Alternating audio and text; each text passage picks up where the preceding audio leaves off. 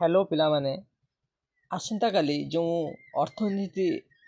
परीक्षा हबक जाउची तो से संपर्क रे मु आपण मानकु सिलेक्शन नहीं आसी आपण मानक पाखरे जो जो गुड़ाक रही आमर लंग क्वेश्चन सिलेक्शन जदि आपण माने वर्ष सारा पढ़ी नहांती केवल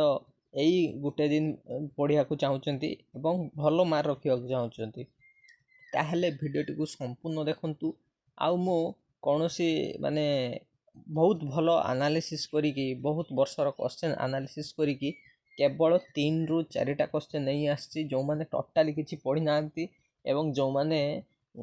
पढ़ी चंती एवं से माने सिलेक्शन खोजचंती से मानक पई 5 ରୁ 6टी क्वेश्चन नहीं के आसी सबु यूट्यूब भितरे सबुठु कम जदि सिलेक्शन होउची से होउची मोर एवं मोर आशा अछि एहा एक्यूरेट आसी जीवो क्वेश्चन एवं जेमती सिलेक्शन करिछि सिलेक्शन ही पड़िबो तेणु जदि तुम माने चाहूच ताहले एही क्वेश्चन गुडक पढ़ी के जाई पारो। तो आरंभ करिबा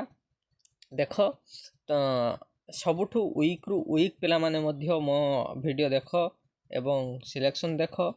या को पढ़ी के जाओ परीक्षा रे तुम माने निश्चित भाव रे भलो करिवो। देख फास्ट मु आरंभ करिबी यूनिट 2 पाखरु देख पिला माने आमर सीएचसी रो नुआ जो गाइडलाइंस हिसाब रे तमर यूनिट 2 रु कोनोसी लॉन्ग क्वेश्चन आसीबो नाही तो तथापि कही हो नाही यूनिट 2 रु जदि भी किछि आसी जाई पारे ताहले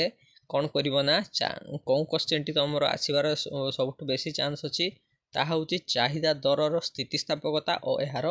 प्रकार भेद माने प्राइस इलास्टिसिटी रो प्रकार भेदटा को से मागिबाकू मागिछि 5टा जो इलास्टिसिटी रहिला से 5टा इलास्टिसिटी तमे सेठी लेखिबो बुझियाला कथा। एबे आमे जिबा टोटल जो 3 फास्ट मु कहि दउची जे जो भलो पिला माने जो अधिक सिलेक्शन पढ़ी के जिबे से मान को पे मु कहि दउची से माने देखो यूनिट 3 रु तमे ए क्वेश्चन टी देखि पारो दीर्घकाल उत्पादन फलन कोन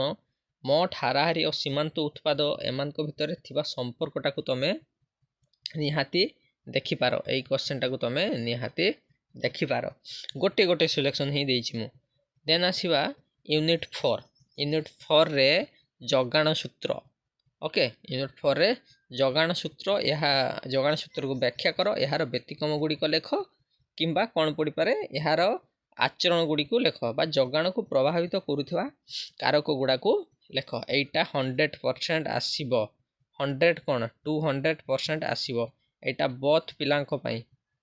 जो माने भलो पढुचंती एवं जो माने टोटली पढुनांती से दी जन को पई एटा इंपोर्टेंट एटा गुटे मस्ट निहाती पढ़ी के जिव। देन तमरो कोन होबो ना नेक्स्ट क्वेश्चन पूर्ण प्रतियोगिता मूलक बाजार एवं एहार हुए तो कोन होबो तमरो कहलो पूर्ण प्रतियोगिता मूलक बाजार दर किभली निर्धारित हुए ए क्वेश्चन टा मध्य पूरा इंपोर्टेंट तो ए क्वेश्चन टी मध्य तमे पढिबो दीटा क्वेश्चन तमरो हे गला आउ दीटा क्वेश्चन मु देबी जहा कि 100% तमरो पढिबो। तो तमे यूनिट 8 रु कोन करिवो यूनिट 8 रु वाणिज्यिक बैंक नहले मुद्रार संज्ञा ए दीटा क्वेश्चन भितरु गोटे क्वेश्चन निहाती आसीबो जो माने जमा पढ़िनो ताहले वाणिज्यिक बैंक टिके पढ़ी जाई पारो ओके आउ मुद्रार संज्ञाटा को पढ़ी जाई पारो ए दीटा पढ़िबो आउ गोटे कोन पढ़िबो ना तमरो जगाण सूत्र आउ पूर्ण प्रतियोगितामूलक बाजार ए चारिटा पढ़िबो चारटा भितरु तमरो दीटा